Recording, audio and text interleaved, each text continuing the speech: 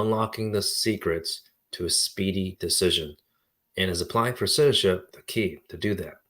The information, the legal information I'm going to share with you, it depends on the case type, okay?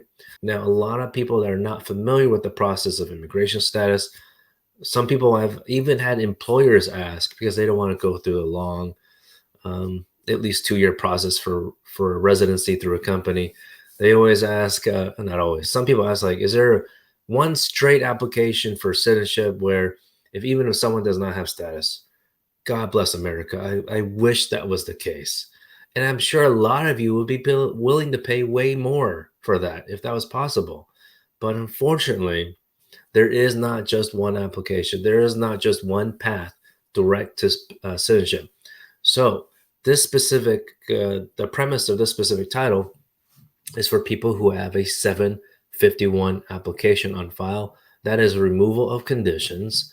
It is not just for folks who are married to a U.S. citizen, for example. There's other scenarios like immigrant investor, EB-5. There's also removed conditions for that.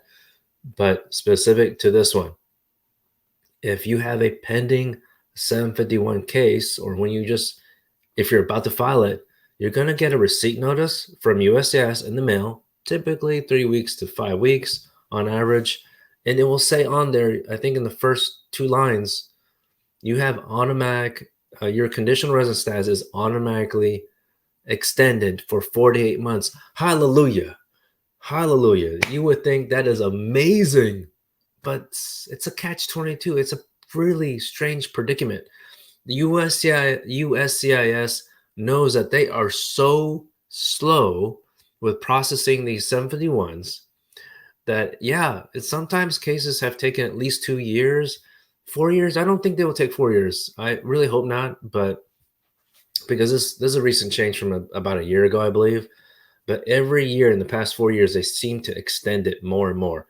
It went from extension 12 months to, I think, 18 months to 30-something, 36, and now 48. So it seems like a great thing, right? But here's the deal. If you are currently married to the same person who sponsored you, believe it or not, some people are not, and that's okay. But if you're still married to the person who sponsored you and you have at least 3 years of conditional residence status, even including the time that you filed the 751 application, you can go ahead and apply to become a citizen. I know it's strange because you would think, or many people think, like, oh, the 751 has to be approved first before you go to the next step to apply to become a citizen.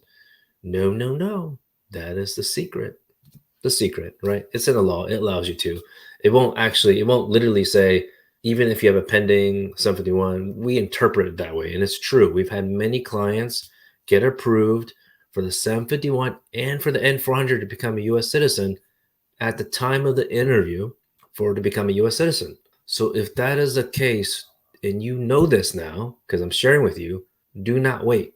I get it. There's some countries that you still need to maintain to be a U.S. citizen, not other country, because you have to protect your assets, still have access to your checking account, things like that.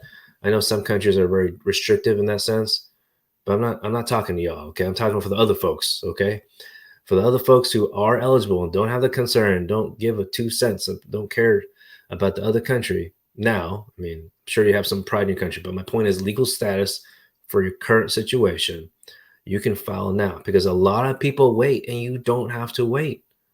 Okay, so that's a secret. Take advantage of this secret that's in the policy manual. Okay, so it's not really a secret, but you can. Anyway, by the way, folks, if you appreciate that hot tip right there, tap the screen on TikTok. Give me a like on the Facebook and YouTube. I greatly appreciate it, especially if you just enjoy the way we share information. I don't like to cut any corners, but I want to be straight to the point for y'all. A lot of other attorneys out there and some non-lawyers even out there. Some non-lawyers getting way more followers for some reason. Kind of interesting. But anyway, we just go straight to the point, okay? A lot of people give some fluff. We go straight to the point. So if you have a question, I will try to go straight to the point, but I have a lot of tangential information.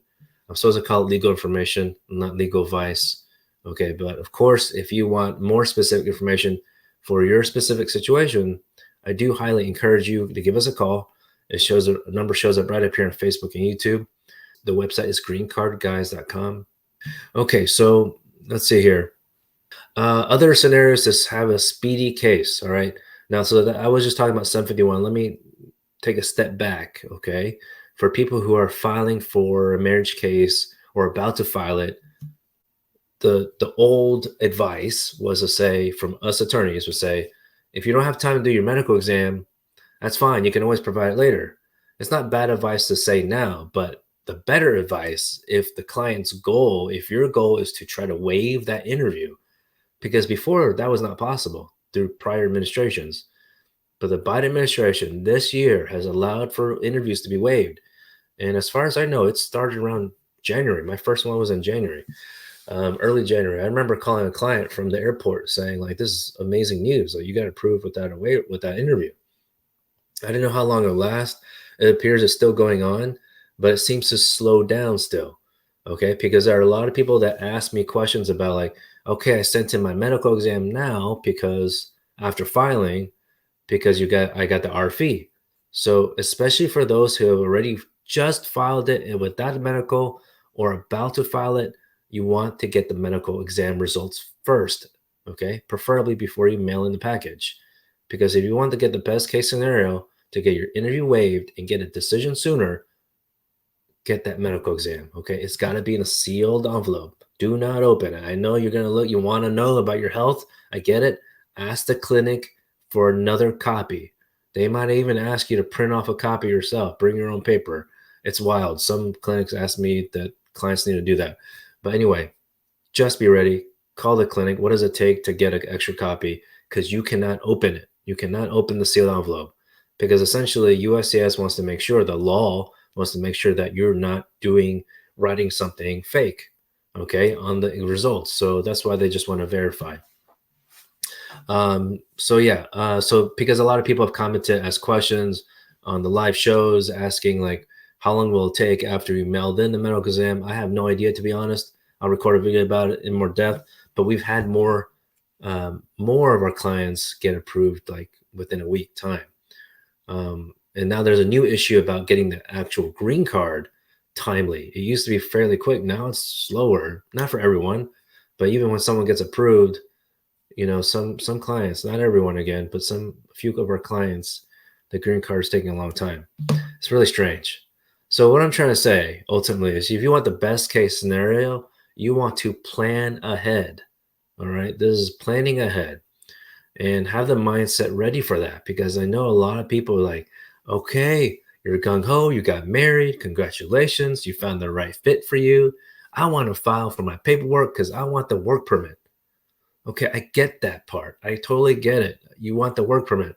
But the end goal for at least this year is get the GC, get the green card. Okay.